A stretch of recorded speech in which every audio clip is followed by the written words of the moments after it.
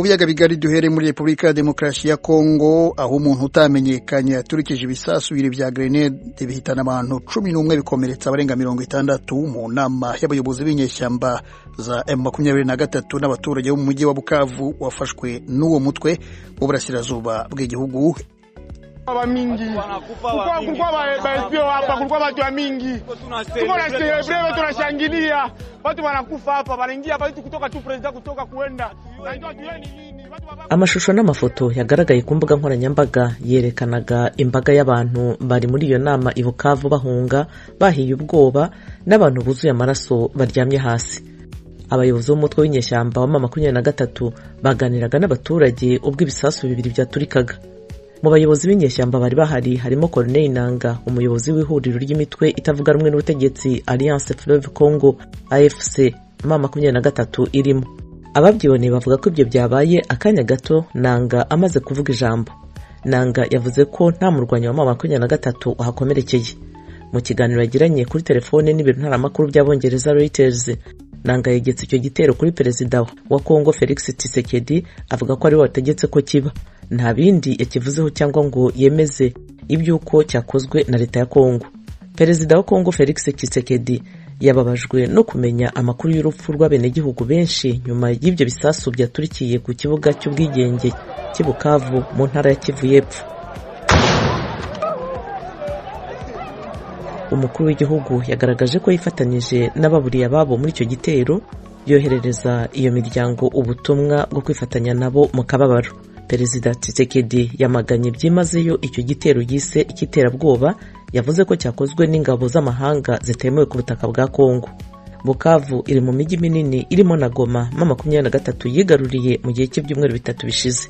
Nabaye muri iyo nama bayita imitingi yari hamagajwe n'abayobozi ba FC M23 yakozwe na Corneille Nangaa. Hariho abantu benshi cyane, imitingi yarangiye, noneho abantu bariko bataha nibwo haje guturika ibisasu bibiri za grenade tutamenya aho ziturutse. Ibyo bisasu gerageza utubwire aho byaturikiye, ese byari byerekeje aho bayobozi bari cyangwa se n'ibisasu byaturikiye hagati mu bantu? Byaturikiye hagati mu bantu, abayobozi bari bamaze guhaguruka, bamaze kugenda aho imitingi yabereye.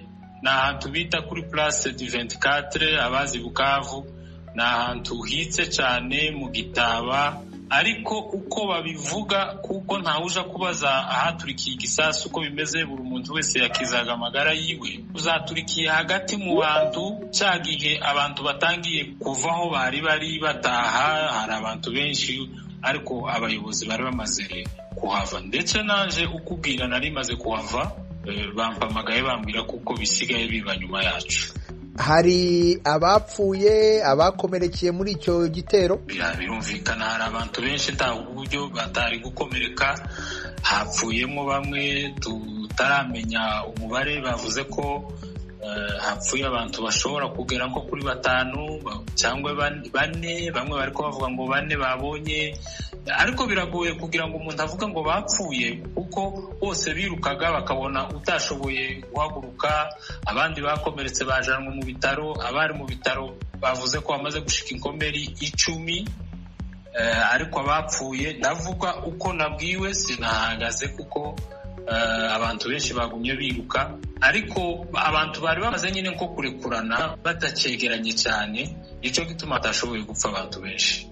Hari abantu bigambye icyo gitero cyangwa se hari aho bakeka ko bashobora kuba aribo bagabye icyo gitero? Abigambye icyo gitero ntibaraboneka, ariko mbere y'uko iyo meeting abantu bayitabira hariho message yasohotse ya audio igenda ivuga ko badashaka ko iyo meeting iza. Hariho abazalendo bayiyitiriye bavuga ngo byanga byakunda abitabira iyo meeting baraza kuhabonera ibyago. Babivuze uhereye ejo, ariko abantu nyine baravyirengagiza. Abantu baje ari benshi cyane, habonetse abantu benshi birenze uko umuntu yabitekerezaga. ese mwinjira aho habereye iyo mitingi umutekano wari wifashe gute? Higeze habaho ibikorwa byo gusaka abantu kugira ngo bamenye ko abinjiye batinjiranye ibisasu nk'ibyo byaturikijwe? Hari abantu benshi bitari gukunda ko basaka buri wese. Umutekano wari umeze neza cyane, ntawavugaga nabi, ntawabwiraga uwundi nabi, ntawagendaga asa n'uhaswe. Abantu bose bagendaga babyishimiye. Situke hano iwacu ibintu by'imitingi birahaba cyane, kandi iyo mitingi ya mbere ibaye umunsi mbere bagifata hano Bukavu, hari iyindi mitingi yabereye aho bita Imbuba kuri Fever. Abantu baba benshi tibashoboye kugera no kumvikana kuri kuwari kuvuga, usibye nyine bari bamwegereye. Noneho barahindura, kubera ko abantu babyitabira ari benshi, barahindura baja kuri iyo place du 24 ishobora kwakira ngira ngo nubwo abanyabukavu bose bari kuza. Mu gusoza Bwana Mushengero, nubwo icyo gitero cyabaye ariko mbere yaho hari habaye iyo mitingi nk'uko wabivuze yayobowe n'umuyobozi wa AFC M23 Corneille Nangaa. Nkawe witabiriye iyo mitingi, icyo wakuye mu butumwa Bwana Nangaa yagejeje kuri iyo mbaga ni? Ubutumwa bwiwe bwari ukubwira abakongomani ngo tugire ubumwe, tugire amahoro, dusenyere ku mugozi umwe, twubaka ubumwe bw'abakongomani. Amacakubiri ashingiye ku moko ashire, amacakubiri ashingiye ku ntara buri muntu akomokamo ashire. Ibyo kubesha ngo iyi ntambara ifite ikiyihisha inyuma, balkanization, biriya byo guca mu gihugu, ati byo ni ukubesha. Ndetse n'ikibigaragaza ni kumwe n'abantu bava mu ntara zose zigize Kongo, bavuga ngo intego yacu ni ugushika Kinshasa, Kongo izakomeza ibe Kongo imwe. Joseph Mushengero tuvuganye uribuka